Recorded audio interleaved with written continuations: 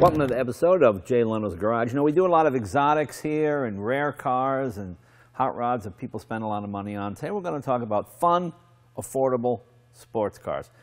This is the Scion FR S. Very exciting new car. And to help explain it, because this is kind of new to me too, let's meet Jack Hollis, Vice President of Scion. Jack, how you doing? Good, Jay. Thanks for having me over. Thanks. You know, I wondered when somebody would get into this market. It seems like it's long overdue. You know, the Miata has become sort of a legend. People race them, and they've got a whole cult following. And I kept thinking, why is that the only affordable two-seater sports car out there? Where's the competition? And this is the answer, I guess, huh? Definitely needed some competition. Obviously, Toyota could use a little shot in the arm with some excitement of a new kind of a fun-to-drive car. But really, the whole industry. I mean, the whole industry is kind of lacking something like this. And I think what ultimately is this was really a brainchild of our CEO, Akio Toyota, and he wanted to have some fun. And well, I know he's a real enthusiast, and he, of course, the Lexus LFA, amazing sports car, but financially beyond the reach of 99.9% of the people. I mean, it's an ultimate supercar. Yeah. And I always think of Toyota as being a sort of a people's brand, a fun brand. Yeah. And to me, this is great. You know, I was a big fan of the Celica. I was a big fan of the MR2.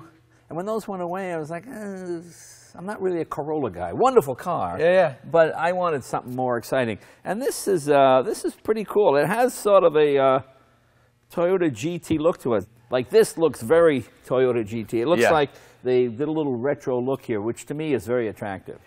The heritage of the whole car, I mean, by the way, I grew up driving the Celicas, driving the Supras. Those are the cars that I grew up driving. Right. But the heritage really was a couple of different cars. There was the Corolla GTS. Right. The AE86, kind of known as Hachiroku in Japan. But there was also the Sports 800, which was the first front-engine boxer. Sure. Front-engine boxer, rear-wheel drive. Yeah. The first one really in the U.S. And the second one was the 2000 GT. You put these cars together, and you come out with the FRS. Yeah, and this is built to be a sports car from the ground up, isn't it? It's not some other platform that's modified. It's rear-wheel drive. Yeah. Because most of Toyota, at least in America, pretty much is front-wheel drive. Yeah.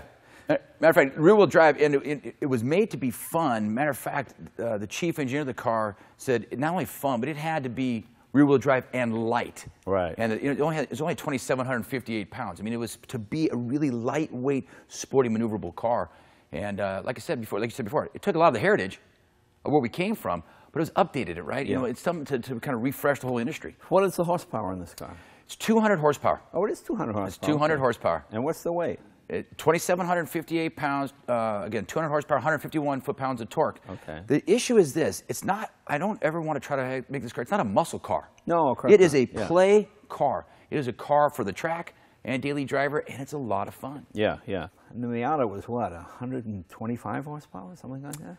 I don't know if exactly. I think it was right around 130, but yeah. Yeah, so quite a bit less. You got quite a bit more horsepower here for approximately the same weight. 6-speed manual transmission, which I like. I guess you also have an automatic as well. 6-speed automatic as well. I was with curious, paddle shifters. which do you think is going to sell more, the manual or the automatic? I think early on it's going to be manual. I think people who, like yourself, who understand driving, who really love driving, they're going to be in the manual just because you want to have that extra experience. But I will tell you, even with some of our own, our drift car drivers and some of our race car teammates through NASCAR, they get in with the paddle shifters and they'll say, you know what? These paddle shifters are real. They're really dynamic. There's a rev matching, dynamic rev matching in the car that just, it adds a lot of spice, we'll call it, to the car. Well, I'm anxious to drive this. This is the first one of these cars I've seen. Yeah. And 200 horsepower sounds about right. You know, it's a lot of fun where you can wring a car out and take it to redline all the time.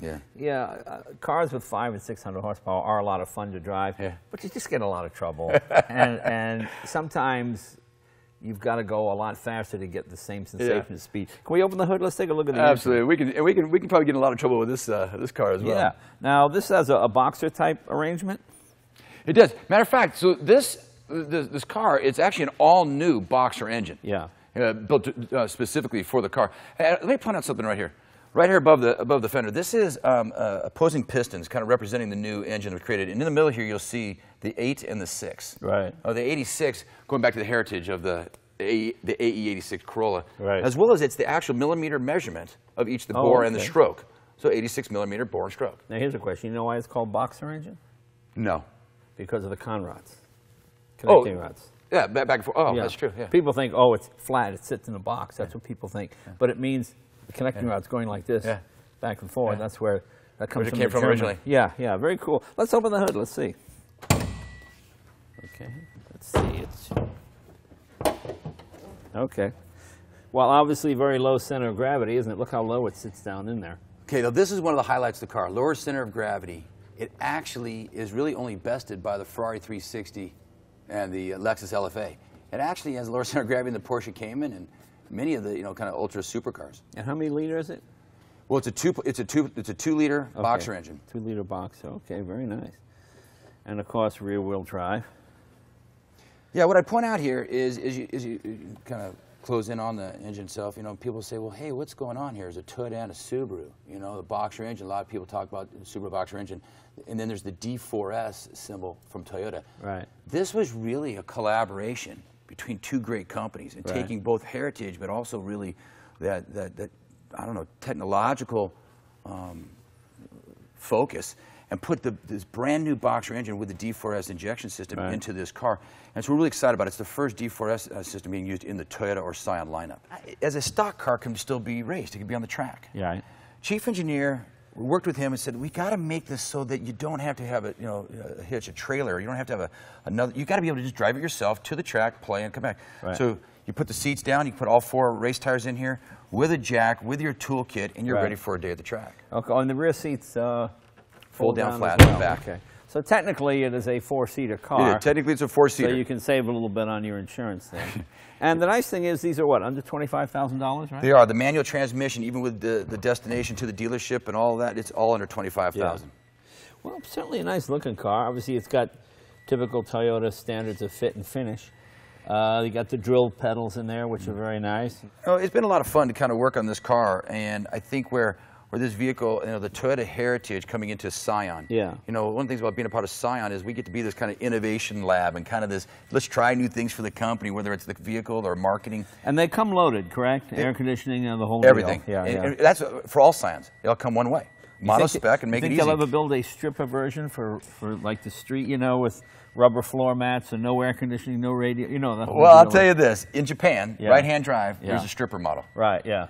Coming to the U.S., we haven't had that, but we are working on a couple special orders right now, so I can't give away everything today. And what size wheels are those? 17-inch. Okay, 17's all the way around. 17 all the way around. Michelin. Comes with Michelin's on it. Yeah. It's a really good-looking car. It does have that that classic Toyota GT look, as I mentioned earlier, because that was the car that, for those of us that grew up in the 60s, when James Bond went to Japan, remember that one? Sure. And they drove it, and he was too tall.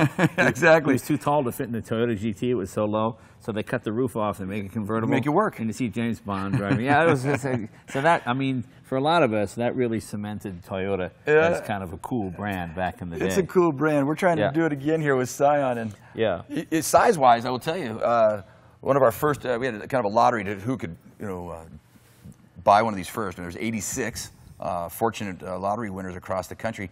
And one of the guys is 6'7", 340 pounds. Okay, wow. So he said, well, am I going to really fit in the car? So we flew him to L.A., so we'll come on in. Guy got in and said, I love the seats, I love the car, I'll get it. Yeah. And it's just kind of fun where it can fit for a lot of different kinds of people. Well, I think the key is the price point, $25,000. Yeah. It makes it reasonably affordable. Yeah. It's a car, a young guy with maybe starting out with a family, because that was the second car. Yeah. I think it's really smart, and it's something that's really needed. We have an awful lot of these over $150,000, $200,000 supercars, which don't really get a lot of miles on them. Whereas this is something you can use every day, and it makes driving fun. Let's take it for a spin. Let's have some fun.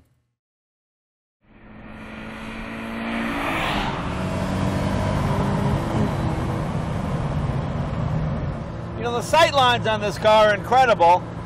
My biggest complaint with a lot of modern cars is this B-pillar is so thick that you're always doing this. But this is very nice. This little window here helps take some of that blind spot away as well. And I love the way the nose of the car just kind of drops off, so you really get a sense of the road and what's in front of you. Steering wheel is nicely placed, nice size shape. This seems to be well thought out ergonomically. There's a lot of times with these cars, the steering wheel will block the top half of the speedometer. Is this an adjustable it is, as well? It is, and, it was also, with the tach center mounted, just to be able to play. So you both have the digital and the standard. You also, you can see the center rib here in the middle, just for the idea of from the road where you're at.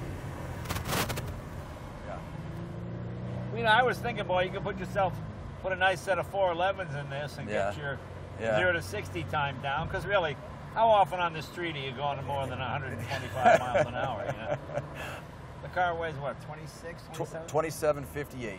Which is pretty amazing in this day and age of, you know, sort of strong A-pillar here, airbags, steel door guard, the whole deal.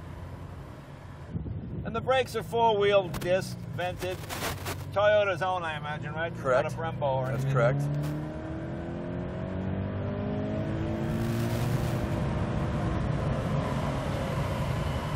Let's see how she does up on the freeway.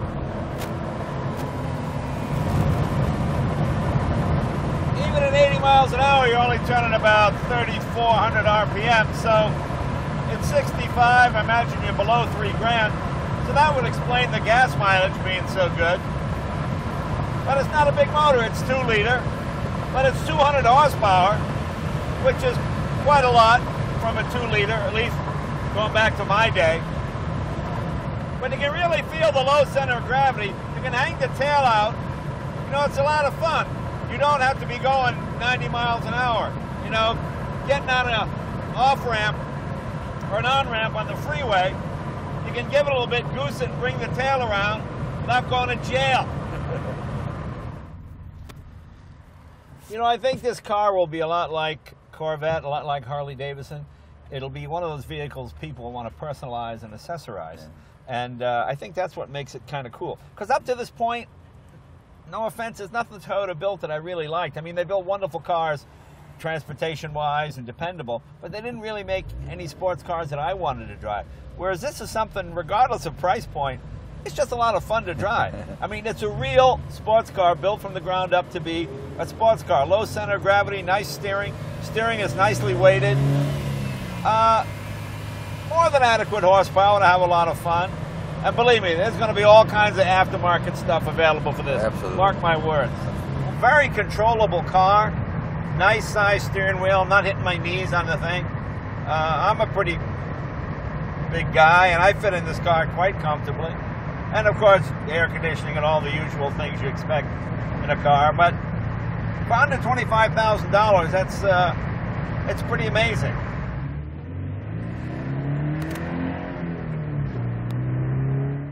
Okay, reasonably priced, gets good gas mileage, but how about the immaturity factor? Will it do a burnout?